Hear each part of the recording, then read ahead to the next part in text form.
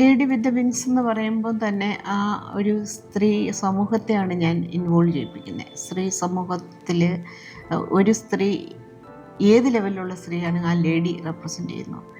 പിന്നെ വിങ്സ് എന്ന് പറയുന്നത് അവളുടെ മുറിവുകളിൽ നിന്ന് അവൾ ഉയർത്തെഴുന്നേൽക്കുന്ന ഒരു ചിറകാണ്, ആസ്പിറേഷനിൽ നിന്നാണ്. അപ്പം ഈ ഒരു തീം എനിക്ക് വരാൻ കാര്യം ഒരു സ്ത്രീയുടെ ഡിഫറെൻ്റ് ലെവൽസ് ഓഫ് ഒരു സ്ത്രീ മുറിവേറ്റ ഒരു സ്ത്രീക്ക് എങ്ങനെ സാമൂഹ്യ പ്രതിബദ്ധതയുള്ളൊരു സ്ത്രീയായി മാറാൻ കഴിയും.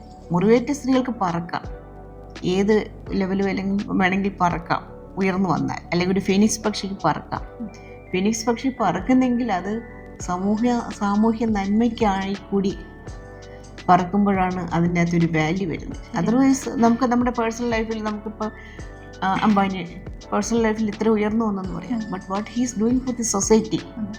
നമുക്ക് ഉയർന്നു വരുന്ന പല സിനിമകളും, ഈ അടുത്ത കാലത്ത് കണ്ട പല സിനിമകളിലും ഞാൻ കാണുന്നത് ഒരു സ്ത്രീ ആ മാനിപ്പുലേറ്റീവ് അല്ലെങ്കിൽ ടോക്സിക് റിലേഷനിൽ നിന്നും അവൾ പുറത്തു വരുന്നു, but she is living for her self.